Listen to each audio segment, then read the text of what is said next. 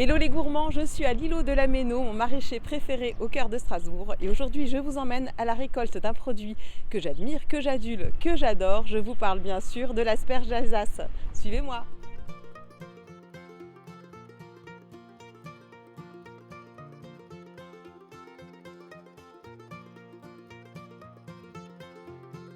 L'asperge, c'est un produit qui est très exigeant. Est-ce que tu peux nous raconter comment ça se cultive? Alors la culture de l'asperge, on part pour nous producteurs d'une griffe. Une griffe, c'est en fait des racines avec un plateau qui retient les petits bourgeons, qui est élevé d'abord par un producteur de plants. Le producteur de plants part d'une graine qu'il met en terre, qui va élever toute une année. Donc elle va faire du feuillage, elle va développer ce système racinaire et au printemps, juste avant la plantation pour nous, lui il les sort de terre. Il nous les envoie et nous on les met dans le sol à 15 cm à peu près, qu'elles soient quand même bien enterrées pour que nous on puisse mettre de la terre derrière dessus. Et on va la laisser pousser toute une année. Donc elle va développer son feuillage et surtout les racines. Fin d'année, on broie, on prébute avec une charrue, on laisse passer l'hiver et au printemps, dès que le sol permet d'être travaillé, on va commencer à faire des buttes. Sur ces buttes, on va y ajouter des bâches plastiques qui vont nous aider à avoir cet effet thermique recherché. Donc du noir et blanc et du transparent qui garde plus d'infrarouge que le noir. L'asperge aime les températures élevées, mais nous on l'aide à les avoir un peu plus tôt avec ces bâches. À 14 degrés, elle commence vraiment à donner et puis après il faut entretenir ces températures. Tout en veillant à ne pas dépasser 44 degrés sous la bâche. À 44 degrés sous la bâche, la pointe brûle. Et donc les asperges ne sont plus commercialisables.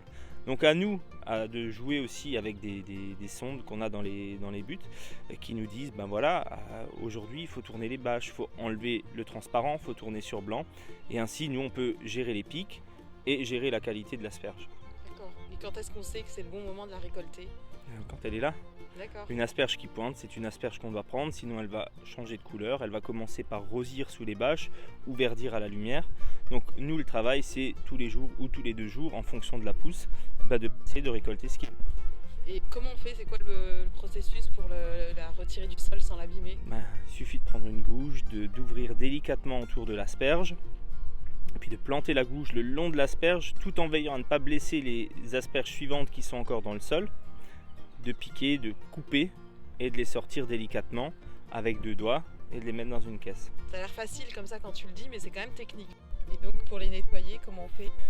C'est tout simple, il suffit de prendre l'asperge, de la poser sur le tapis de la machine. Donc on a un trait de coupe qu'on doit positionner à 22 cm, c'est la longueur maximale à laquelle on peut vendre des asperges blanches, c'est 27 pour les vertes. La machine va les brosser. À l'aide de bus qui aspergent un peu d'eau, en fait, elles vont être nettoyées. Donc elles sortent de cette machine-là lavée et il suffit encore de les calibrer.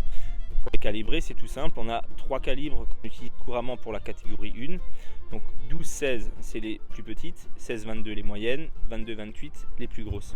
Puis après, on trie encore tout ce qui est plus petit, qui part soit en pointe, soit en botte souvent de 500 grammes parce que ça présente bien, puis c'est plus intéressant. Et les catégories 2, donc toutes les asperges qui sont un peu fleuries, dont les têtes sont ouvertes, dont on voit plus les écailles, qui ont quelques petits défauts mineurs et qui restent essentiellement visuels. Donc pour faire des bottes, une fois que les asperges sont bien calibrées, on va prendre notre caisse, on va aller à notre petite balance.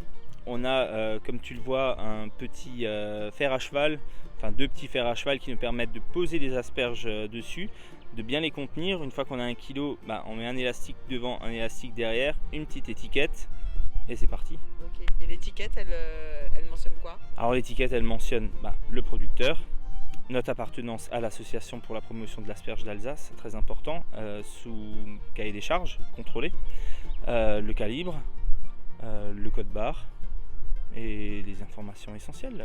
Et puis même un petit jeu concours au dos de l'étiquette pour permettre de gagner soit un petit séjour à la Chenaudière ou à Europa Park et d'autres encore. Un bon éplucheur, c'est 4 minutes au kilo, avec un bon économe. Je trouve qu'on en vend dans notre boutique. Et sinon, on a aussi une machine qui fait ça pour vous. Alors, il suffit tout simplement de prendre asperge par asperge, en défaisant les élastiques de la botte, et de les passer dans la machine. Il y a, je crois, 8 paires d'économes qui vont se fermer autour de l'asperge sous un angle différent. Et elle va sortir en bout de machine, en principe, parfaitement épluchées. Il y a toujours un petit contrôle qui est fait par nos soins. Et puis voilà, il n'y a plus qu'à les tremper, les plonger dans la casserole d'eau chaude salée, ou de les mettre à l'autocuiseur, ou je ne sais quel autre.